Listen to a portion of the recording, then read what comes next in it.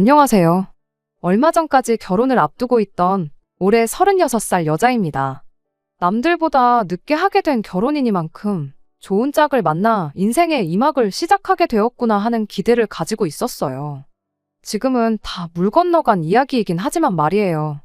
제가 이 나이가 되도록 결혼을 안 한 데에는 나름의 사연이 있습니다. 바로 돈 때문이었어요. 과거 저희 아버지께서 빚 보증을 잘못 써는 바람에 가정 형편이 정말 안 좋아졌었거든요. 어찌어찌 있는 돈 없는 돈 털어서 대학을 갈 수 있었고 졸업까지 할 수 있었는데 그 후 취직하고부터는 거의 집안의 가장 노릇을 해야 했죠. 그 덕에 한참 남들은 결혼 준비할 시기에 돈 번다고 홍기를 놓쳐버리게 되었던 거예요. 그래도 10년 가까운 세월, 내 가족이 노력해서 2년 전 모든 빚을 갚을 수 있었습니다. 빚이 사라지면서 저도 한숨 돌릴 수 있게 되었지요. 그때 제 나이가 34이었어요. 그때는 다른 건 몰라도 결혼에 대해선 거의 반쯤 자포자기 상태나 마찬가지였습니다. 여태 가족들을 위해 살았는데 이제 와서 무슨 결혼이냐고. 결혼은 내 인생에 없는 거나 마찬가지다 하고 살고 있었죠. 그런데 빚을 다 갚고 나서 통장에 돈이 쌓이기 시작하니까 생각이 또 달라지더라고요. 주변 친구들 중에 결혼을 안 한 친구가 단 한 명도 없었고 하나같이 다들 행복하게 가정을 꾸리고 사는 모습을 보니까 그게 그렇게 부러울 수가 없었어요.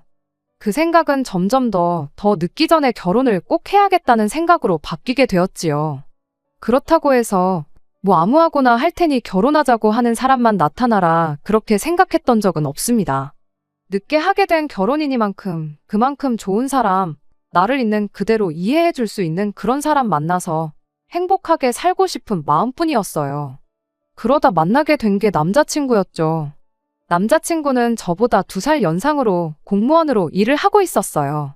나이도 있고 공무원 일을 한다 하니 못해도 7급 정도는 되겠구나 싶었는데 그게 아니라 9급 공무원으로 일을 하고 있다는 사실에 정말 많이 놀랐습니다. 그런데 알고 보니까 그 나이 먹도록 내내 9급 공무원이 되겠다고 시험 준비를 했던 게 아니었어요. 여태 회사 생활을 해왔는데 성격에 맞지도 않는 영업일 하는 게 너무 지쳐서 뒤늦게 공무원 준비를 시작하게 된 케이스였지요. 결혼을 그 나이 먹도록 못한 것도 딱히 이유가 있던 건 아니고 뒤늦게 시작한 시험 준비 때문에 시기를 놓쳐버리게 되어서 그랬던 거였다 해요. 저희 2사람 다 이미 만남을 시작했을 때부터 결혼을 어느 정도 염두에 두고 있었던 상황이다 보니 데이트하면서 은연중에 서로의 집안 이야기라든지 결혼관에 대한 이야기를 자주 주고받았습니다. 그래서 그랬나 결혼을 정하는 데까지는 그렇게 오랜 시간이 걸리지 않았죠. 아무래도 남자친구가 9급 공무원이었다 보니 수입만 두고 본다면 제가 거의 2배 가까이 좋기는 했어요. 저는 학원 선생님으로 일하고 있는데 페이가 세다 보니 공무원하고 비교해봤을 때 당연한 일일 수밖에 없었습니다. 그래도 모아놓은 돈만 두고 보자면 저는 이제 막 가족들 빚 청산하고 2년 전부터 겨우 모으기 시작했던 거다 보니 남자친구가 저보다 훨씬 많았어요. 거기에 제 직장 특성상 제 이름으로 학원을 차리지 않는 한 수명이 짧은 직업이다 보니 안정적인 측면에서 보면 공무원인 남자친구의 조건이 훨씬 더 좋았습니다. 그렇다 보니 암만 제가 남자친구보다 벌이가 2배 가까이 좋다고 한들 누가 더 잘났고 못났고를 판단할 수 있는 게 아니라 생각했어요. 아무튼 그때 직업과 벌이에 대한 이야기를 나누다가 그때 남자친구의 가족관계나 가정사에 대해서도 어느 정도 알게 되었어요. 회사 일이 그렇게 맞지 않았으면 진작에 다른 직장을 구해보던가 좀 더 일찍 시험 준비를 하지 그랬냐 하고 물었더니 알고 보니 남자친구도 가정 형편에 얽힌 스토리가 있었더라고요. 아버지가 일찍 돌아가시고 어렸을 때부터 홀어머니 손에서 자랐다 보니 당장 어려운 형편에 빨리 시작할 수 있는 일이 영업일이었다고 합니다. 그리고 자기가 가장 노릇을 했어야 했다 보니 적성에 안 맞는 걸 알았다고 한들 당장 다른 직장을 구할 여건이 되지 않았었다네요. 경력이 쌓이면 이직이 될까 싶었는데 아무래도 배운 일이 영업일밖에 없었다 보니 이직을 한다고 해도 똑같은 영업일 자리밖에 구할 수밖에 없었다고 해요. 그렇다고 나이 먹고 신입으로 지원을 하자니 뽑아주는 곳도 없고 그래서 그때 작심하고 시작한 게 공무원 준비였다는 거죠. 저도 비슷하게 집안의 기둥 노릇을 했어야 했다 보니 그게 얼마나 큰 결심인지는 말만 들어도 알 수 있었습니다. 다만 당장 공무원 준비를 한다고 하면 수입이 사라지게 되는 건데 어떻게 용케 공무원 시험을 칠 결심을 했느냐고 물었더니 그때서야 예비 시누이 이야기를 꺼내왔어요. 남자친구 위로 2살 많은 누나가 있어요. 군대를 다녀와야 하는 남자친구와는 달리 바로 졸업하자마자 일을 시작할 수 있었음에도 불구하고 그때 당시 예비 신우가 따로 직장을 구하지 않았답니다. 여자는 시집만 잘 가면 되는 거라면서요. 오히려 남자친구가 벌어온 돈을 가지고 시집을 잘 가려면 일단 이뻐야 한다고 그 피 같은 돈으로 화장품 사고 옷 사고 머리하고 꾸미고 다니고 그랬다네요. 다 미래를 위한 투자라고 생각하라는 식이었다더라고요. 거기까지 들었을 때 당연히 예비 신우가 그렇게 동생 돈으로 꾸미고 다니면서 돈 많은 남자 물어다가 결혼을 해서 집안 형편 좀 피게 만들어주게 되었는 줄 알았어요. 그 덕에 여유가 생겨서 남자친구가 공무원 시험 준비를 시작할 수 있었구나 싶었죠. 그런데 그게 아니었어요. 좋은데 시집을 가기는커녕 아직도 결혼을 못하고 혼자랍니다. 30살이 넘어서까지 돈 많은 남자 꼬신다고 그러고 다니다 이도저도 아닌 상황이 돼버린 거죠. 그래도 다행인 건 그때 예비 신우가 정신을 차렸다는 거예요. 여지껏 자기 때문에 동생인 남자친구가 고생을 했으니 이제 어머니는 자기가 책임지겠다면서 남자친구한테 이제 너는 너의 인생을 살라 말하곤 공장 같은데 나가면서 집안 살림에 돈을 보태기 시작했다 해요. 그 덕에 남자친구가 시간적으로 경제적으로 조금 여유가 생기기 시작했던 거고요. 가장 노릇을 하면서도 차곡차곡 모아놓은 게 좀 있었다 보니 그 돈을 가지고 학원 다니고 하면서 시험 준비를 시작하게 되었고 피 같은 노력 끝에 2년 만에 구급 공무원에 합격을 하게 되었다 하는 그런 이야기였어요. 그리고 공무원 합격하고 나서도 얼마 안 되는 월급이나마 알뜰하게 모아서 전부터 모아놓은 돈과 합쳐 8천만 원을 모아놓은 상황이었던 거고요. 이래저래 복잡한 상황이긴 했지만 이야기를 전부 듣고 나니 한편으로는 다행이다 싶었어요. 저도 부모님 부양한다고 고생했는데 그게 얼마나 힘든 일인지 그 고통을 공유할 수 있는 그런 사람을 만나게 되었다는 점도 괜찮았고 남자친구가 젊은 나이에 가장 노릇한다고 고생한 만큼 예비 신우가 어머니를 책임지겠다고 했다 하니까 홀어머니라고 해서 앞으로 모시고 살 일도 없겠구나 그런 생각이었지요. 혹시나 싶어 남자친구한테도 단도직입적으로 물어봤어요. 혹시 결혼했다고 해서 어머니 모시고 살 생각이 있는 건지에 대해서도 말이죠. 저희 집도 아버지 앞으로 있던 큰 빚은 다 갚은 상황이긴 했지만 두 분이 노후 준비가 다 되어 있는 건 아니었거든요. 그런데 제 나름대로 여지껏 고생한 게 있는데 두 분 노후가 안 되어 있다고 해서 모시고 살고 그래야겠다 생각해 본 적은 단 한 번도 없다고 그렇게 제 상황도 이야기해줬지요. 남자친구도 제 말을 듣고 절대로 어머니를 모시고 살 생각이 없다고 그 부분은 걱정 말라고 하더라고요. 자기도 좋은 시절 가장 노릇하느라 청춘을 바친 게 있는 만큼 앞으로 모시고 살 생각은 없다고요. 대신 누나, 그러니까 예비 신우가 앞으로 결혼을 해서 가정을 꾸리게 된다면 어머님은 혼자서 지내셔야 할 테니 그때 돼선 예비 신우가 50만 원, 자기가 50만 원 해서 어머님한테 달에 100만 원 정도는 드릴 생각이 있다고 솔직하게 말을 해주더군요. 구급 공무원 월급에 50만 원이면 꽤 큰 돈이긴 하지만 저 또한 저희 부모님 노후가 안 되어 있는 상황이었다 보니 차라리 그렇게 하라고 하고 저도 똑같이 부모님한테 50만 원을 보내드리면 공평하겠구나 하는 생각이었어요. 그렇게 남자친구 말 하나만 믿고 결혼을 하는 쪽으로 마음을 굳히게 되었습니다.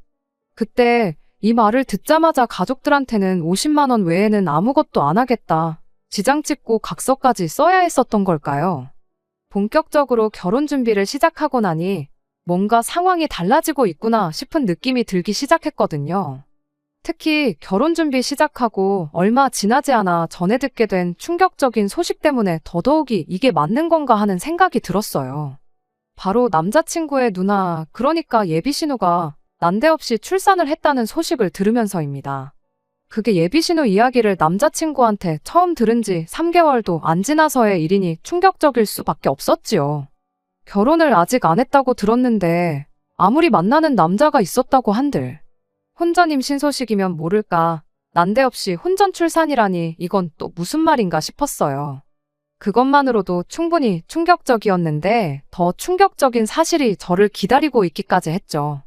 예비 신우가 가진 아이의 아빠가 이제 나이 30 먹은 사회초년생 남자였다는 사실부터 놀라웠어요. 공장에서 신입으로 들어온 그 남자한테 일을 가르쳐주다가 어찌저찌 다른 것도 가르쳐주고 하면서 그렇고 그런 사이가 되었다나 본데, 아무튼 아이가 생겼다는 사실을 알고 나서 그 남자랑 결혼을 한 해 만에 말이 많았었다고 합니다. 그런데 남자 쪽 집에서 암만 아이가 생겼다고 한들 양육비를 내주면 내줬지 앞길 창창한 우리 아들을 마음먹은 여자랑 결혼시킬 생각은 추호도 없다고 들고 일어났다는 거예요. 아이 때문에라도 어떻게든 결혼을 하는 쪽으로 설득해보려 했으나 잘 풀리지 않았고 결국 시기를 놓치게 돼서 아이가 태어나게 돼버린 그런 상황이었던 거죠.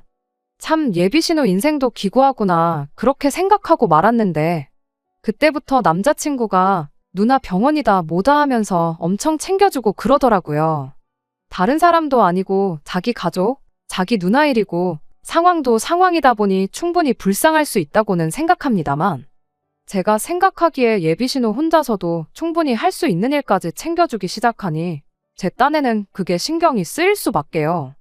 괜히 애꿎은 예비신우의 아이를 우리가 데려다가 키우자 하는 이야기 나올까봐 조마조마했죠. 왜 그런 이야기 몇 번 들었거든요. 신우 앞길 위해서 신우가 밖에서 낳아온 아이 키워오라는 집 이야기요. 저희야 아직 결혼은 안 했지만 상황이 딱 그렇잖아요? 한참 그런 걱정 때문에 스트레스였는데 이따금씩 카톡으로 자기 조카 사진 보내면서 아이가 너무 천사 같지 않냐 하면서 물어보기 시작해대니 청첩장까지 다 돌린 마당에 걱정이 이만저만이 아니었어요. 남자친구 머릿속에 들어가서 무슨 생각을 하는지 들여다볼 수 없으니 어머니 모시고 살 생각이 있냐 없냐 물어봤을 때처럼 직접 물어보는 수 말고는 달리 방법이 없겠더라고요. 그래서 남자친구 불러다가 대놓고 또 물어봤습니다. 혹시 신우 아이를 대신 키워줄 생각이 있느냐고요. 내가 어디서 이야기를 들어보니까 결혼 안 한 신우가 아이가 생겼다고 애를 며느리한테 대신 키워달라는 집이 있더라. 심한 데는 호적에만이라도 올려달라 하는 집도 있다더라고. 그런 이야기를 들으니까 걱정돼서 노파심에 물어보는 거지. 당신 집이 그런 집이라고 말하는 거 아니니까 너무 기분 나쁘게 듣지 말라고 최대한 좋게 남자친구 기분 살피면서 그렇게 질문을 했죠. 그런데 남자친구가 껄껄 웃더니 어디서 뭘 보고 왔길래 그런 소리를 하냐면서 그럴 일은 없으니 신경도 쓰지 말라고 그런 소리를 하더라고요. 우리 누나가 그 정도로 생각 없는 사람은 아니라고. 절대 자기한테 애 키워달라 떠넘길 일 없다면서요.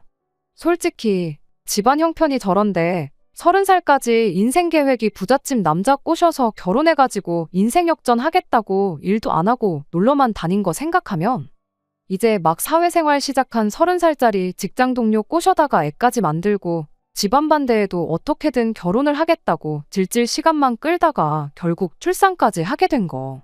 그거 두 개만 봐도 충분히 예비신우가 생각이 없는 사람인 것 같은데 그래도 누나라고 다 생각이 있고 계획이 있는 사람이라며 싸고 드는 거 보니 참 가족은 가족이구나 싶더라고요.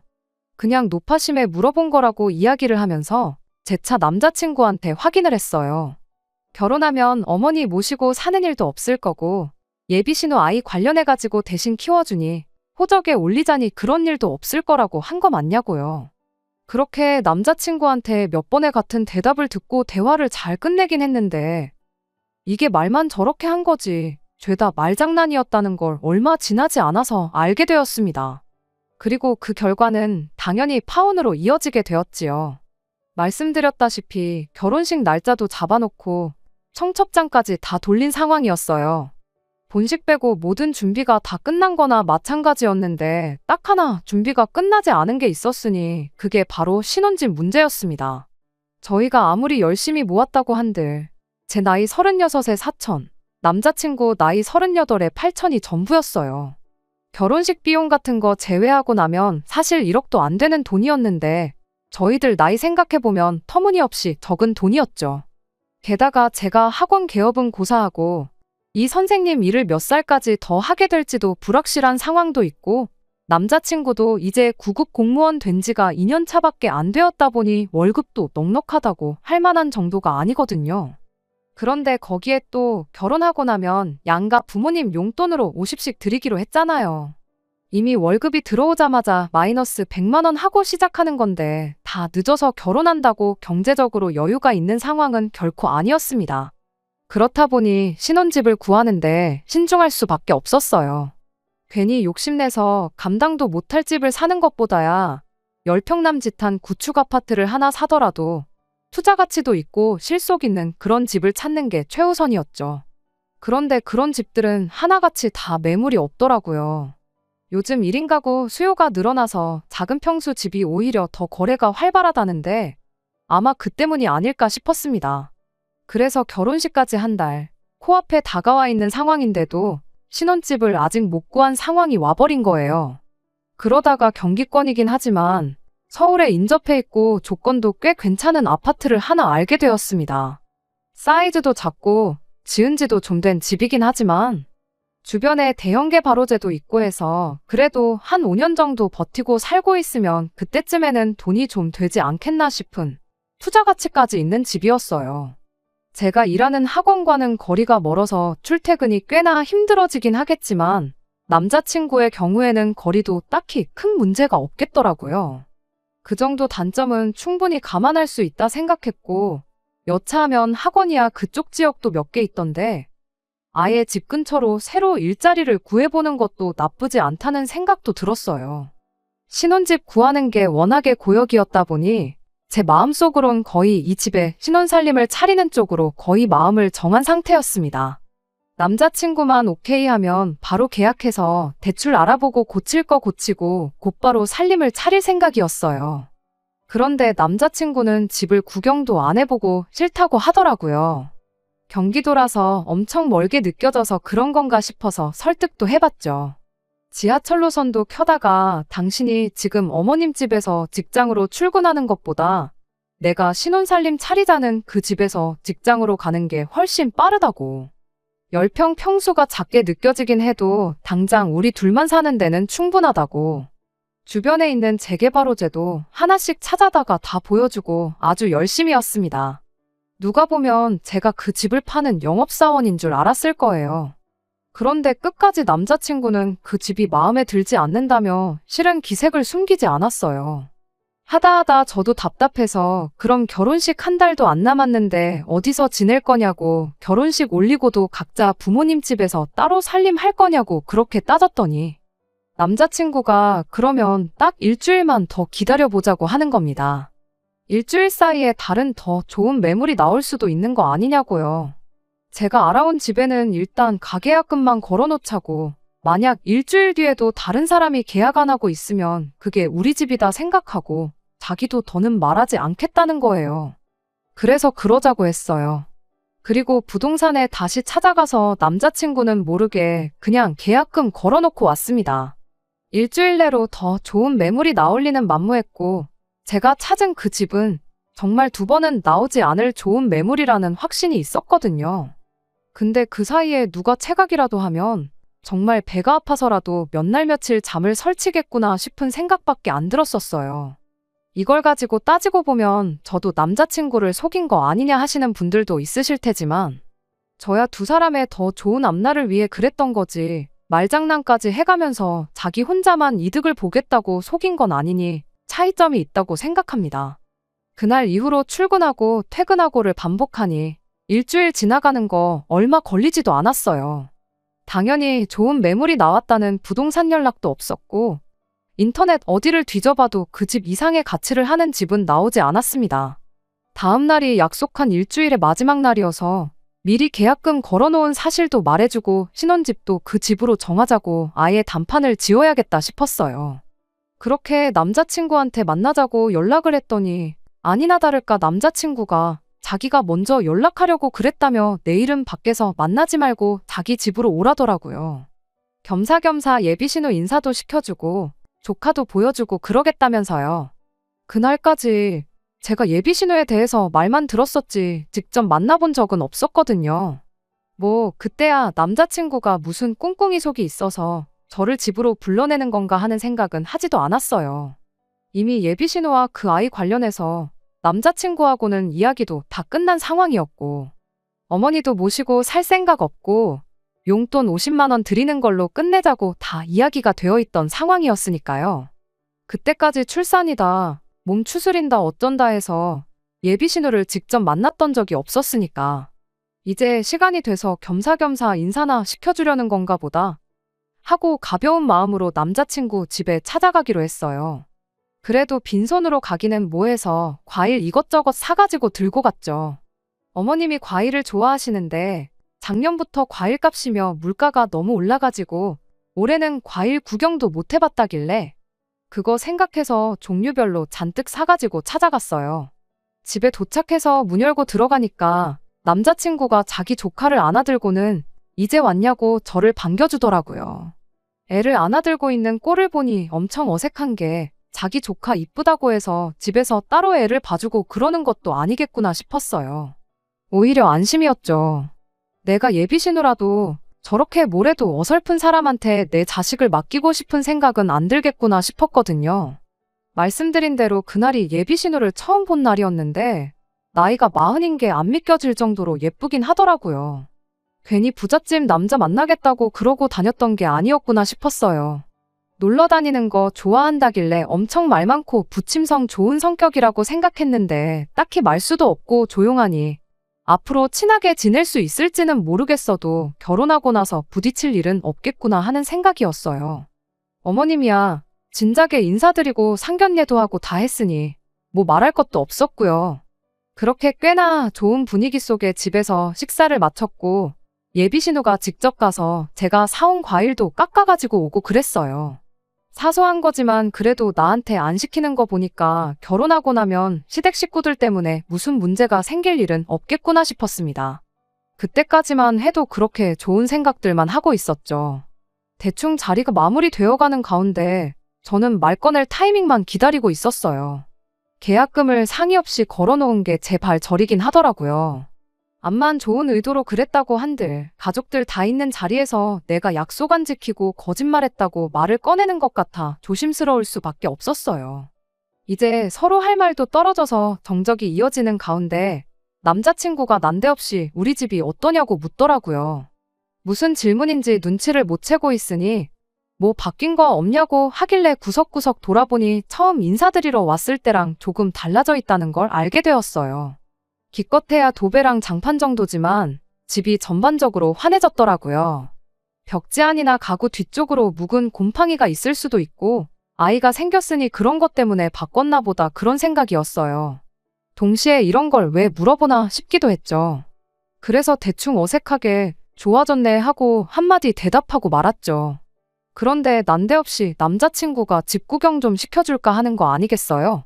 집이 뭐 50평 넘는 호화저택도 아니고 그냥 거실에 앉아서 고개만 돌려도 집 전체가 한눈에 들어오는 집을 가지고 구경을 시켜준다니 어쩌니 하고 있으니 다른 의도가 있는 것 같이 껄끄럽고 느낌이 쎄하더라고요. 그래서 괜히 시간 주면 안 되겠다 싶어서 가족들 다 있는 자리에서 사실 그 집에 계약금을 걸어두고 왔다는 사실을 말했어요. 아마 그럴 리는 없겠지만 어머님이나 예비신우가 혹시나 중간에서 내 결정이 틀린 게 없다고 내 편을 들어줄 수도 있지 않겠나 하는 생각도 있었죠. 그런데 남자친구가 그걸 상의도 없이 너 혼자 그렇게 결정하면 어떡하냐고 따지더라고요. 그래서 제가 말했죠. 어차피 일주일 지나서 다른 좋은 매물이 안 나오면 그 집에 신혼살림 차리는 걸로 하지 않았냐고요. 약속한 일주일은 다 지났고 다른 매물 나온 것도 없지 않냐고. 놓칠 수도 있었던 좋은 집 붙잡아 놓은 건데 오히려 다행인 거 아니냐 하고 되물었어요. 그런데 남자친구가 좋은 매물이 없긴 왜 없냐면서 돈 한 푼 안 들이고 좋은 집 구할 수 있다고. 괜히 상의도 없이 저 혼자 결정해서 아깝게 계약금만 날려먹게 생겼다면서 짜증을 내더라고요. 돈 한 푼 안 들이고 좋은 집을 구할 수 있다는 게 무슨 소리냐고 따지니 저보고 따라와 보라 하더니 안방문을 활짝 여는 겁니다. 분명 이전에는 어머님이 쓰시던 방이었는데 문 안쪽으로 보이는 방 안에는 가구 하나 먼지 한 톨 없는 깨끗한 빈 방이 되어 있었어요. 안 좋은 예감은 틀리는 법이 없다더니 돈 한 푼 안 들이고 구할 수 있다는 좋은 집이 뭘 두고 하는 소리인지 대번에 알겠더라고요. 그래서 남자친구한테 지금 이게 뭐 하자는 짓이냐 하고 물었어요. 남자친구는 뻔뻔하게 뭐가 문제냐는 듯한 말투로 대답을 해왔습니다.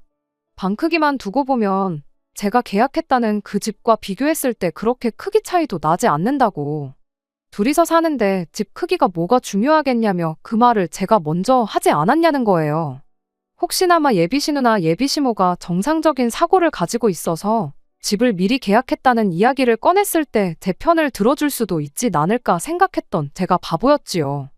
방까지 비워놓은 걸 보니 두 사람도 한통속이라는 소리인데 그 상황에 두 사람 기분 상하지는 않을까 걱정할 것도 없겠고 그냥 해야 할 말은 해야겠다는 생각뿐이었습니다. 그래서 그 인간한테 바로 말을 꺼냈죠. 집 크기가 중요한 게 아니고 당신이 먼저 어머님 모시고 살 생각 없다고 말했고 당신 누나 아이랑 연관되는 일 하나도 없게 하겠다고 약속하지 않았냐고요. 그랬더니 자기는 말 바꾼 거 하나 없다는 겁니다. 한 집에 살자고 방까지 비워놓았는데 말 바꾼 게 없기는 뭐가 없냐고 바로 따졌는데 남자친구는 이미 만반의 준비를 하고 이날만 기다리고 있었는가 봐요. 어린 반푼어치도 없는 소리를 미리 제 반응을 예상하고 연습이라도 한 건지 그럴싸하게 청산유수처럼 뱉어내기 시작했거든요. 일단 어머님을 모시고 사는 게 아니랍니다. 일단 어머님이 전세 계약을 먼저 해지하고 보증금 돌려받으면 자기가 모아놓은 돈으로 이 집을 전세 계약을 할 계획이라는 거죠. 그렇게 되면 실질적인 집주인은 자기가 되는 거 아니겠냐는 거예요. 어머니는 이 집에 방 한 칸 얻어 살면서 우리 맞벌이 하러 나간 동안 집안일도 해주고 시간 나면 예비신우 애도 봐주시고 할 거라는 겁니다. 어머님이 집안일 대신 해주는 그 노동력을 월세 대신 받는 셈 칠 거라나요.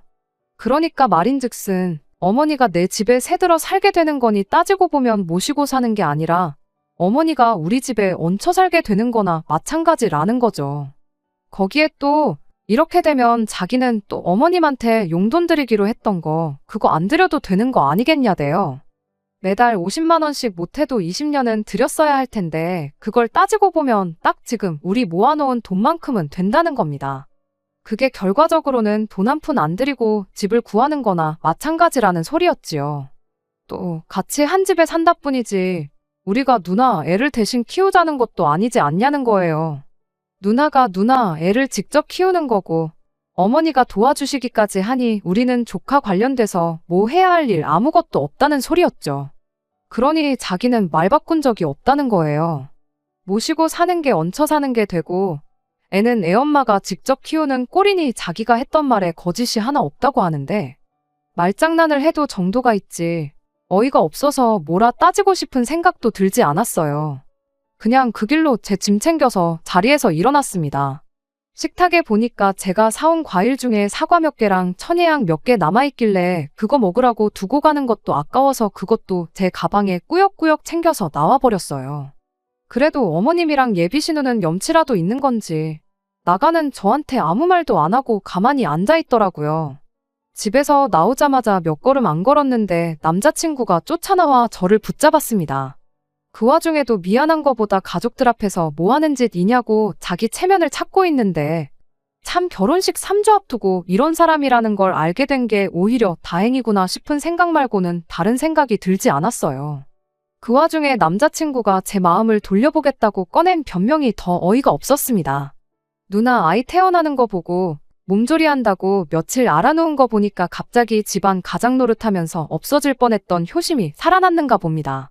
어머니가 누나랑 자기 낳을 때 얼마나 고생하셨을지 당장 아빠 없이 자랄 조카 보니까 어머니가 아버지 없이 우리 둘을 키우면서 얼마나 고생하셨을지 생각해보니 마음이 편치 않더래요.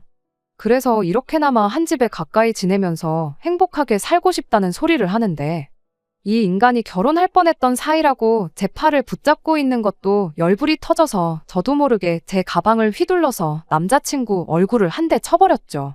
난데없는 공격에 남자친구가 으억하고는 바닥에 주저앉았는데 참을 만큼 참아서 그랬나 무슨 방언 터진 것 마냥 입에서 말이 줄줄 나오더라고요. 누가 영업사원 출신 아니랄까봐 겉만 번지르르하게 말해놓으면 진짜 그런가 하고 속아 넘어갈 줄 알았냐고요. 차라리 어머님하고 같이 살고 싶다. 누나도 혼자 아이를 키워야 할 수도 있으니 앞으로 어떻게 할 건지 정해질 때까지 한 집에 살았으면 좋겠다. 그렇게 솔직하게 미리 말이라도 했으면 조금이나마 그러는 쪽으로 내가 생각했을 수도 있었을 거라고요. 어머님 고생한 것도 알겠고 가족들 곁에 살면서 가족들 버팀목이 되어주고 싶은 그 마음도 알겠다고요. 근데 그거 나 없이도 충분히 할 수 있는 거 아니냐고. 나는 그렇게 할 생각 없으니 하려거든 혼자서 실컷 하라고 그렇게 한마디 해주고 집으로 돌아왔습니다. 집으로 오는 지하철 안에서 어디서 자꾸 달달한 향기가 올라오길래 보니까 남자친구 집에서 나올 때 가방에 챙겨놓았던 사과가 박살이 나 있더라고요. 열받아서 가방 안에 과일 집어넣어 놓은 것도 까먹고 그걸로 남자친구 얼굴을 후려갈겼던 거였어요. 어쩐지 가방으로 한 대 맞았다고 바닥에 주저앉는 게 생쇼를 하는 건 줄 알았는데 괜히 그런 게 아니라 진짜로 아파서 주저앉았구나 싶었습니다. 그냥 뺨을 한 대 올려붙일 걸 괜히 애꿎은 가방 하나만 버리게 생겨서 기분만 더 나빠졌네요. 아무튼 그 후로 남자친구 어머니한테도 연락이 오고 남자친구한테도 몇 번의 연락이 더 왔어요. 마지막으로 온 게 예비신우한테서 온 연락이었습니다. 혹시 자기라도 같은 집에 안 살면 동생 용서해주고 그냥 결혼할 생각은 있느냐고 저한테 단도직입적으로 물어오더군요. 언니라면 그렇게 하시겠냐 되물었더니 아무 대답도 못하고 가만히 있길래 그냥 그대로 전화 끊어버렸습니다. 결국 결혼식 3주 앞두고 그렇게 파혼을 하게 되는 결말을 맞게 되었어요. 그래도 안 좋은 일만 있는 건 아니었습니다. 계약금 500만 원 걸어둔 거 날려먹게 돼서 아깝다는 생각이었는데 문득 생각해보니 그냥 이참에 저도 굳이 결혼할 때까지 부모님하고 같이 사는 게 아니라 이참에 독립을 하는 것도 나쁘지 않겠다는 생각이 들었어요. 어찌 보면 남자친구도 계속 가족들하고 붙어 지냈다 보니 마지막에 다시 가족들이 눈에 밟히게 돼서 그런 결정을 내렸을 수도 있겠다는 마음도 조금이나마 있었거든요. 나중에 혹시라도 다른 사람이 나타나 결혼을 하게 된다거나 하면 그 상대방이 제가 남자친구한테 느꼈던 감정을 고스란히 느낄 수도 있겠다는 생각이 드니 그냥 계약금까지 걸어놓은 김에 독립을 하는 게 좋겠다 싶어서 대출받아 그 집을 제 집으로 만들었습니다. 집에 기운이 좋은 건지 이사 오자마자 좋은 일도 몇 개 생겼어요. 출퇴근 거리가 너무 멀어진 걸 고려해서 직장을 옮기게 되었는데 새 학원에서 저를 좋게 봤는지 부원장 자리를 제안해왔거든요. 월급이 엄청 늘어나는 것도 아니고 학원 규모도 더 작다 보니 벌이는 조금 줄어들기는 했지만 당분간은 언제까지 이 일을 할 수 있을까 고민할 일은 사라졌으니 참 다행이다 싶네요. 어쩌면 저한테 결혼은 평생 없는 일이나 마찬가지일 수도 있겠다 싶어요. 남들 다 하는 결혼이니까 나도 해야겠다는 생각으로 괜히 급하게 결혼하려다 내 인생 망칠 뻔했는데 앞으로 어떤 인생이 펼쳐질지는 모르겠지만 쓸데없는데 조바심 내지 않고 모든 일을 다시 천천히 생각하는 시간을 가져볼까 합니다. 남자친구가 지금 어떻게 지내는지 궁금하지는 않지만 그놈의 효자 노릇은 말했던 대로 잘하고 있는지 그거는 조금 궁금하긴 하네요.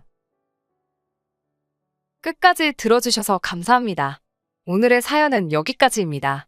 구독과 좋아요, 알람 설정 부탁드리고 더 좋은 사연으로 다시 찾아뵙겠습니다. 감사합니다.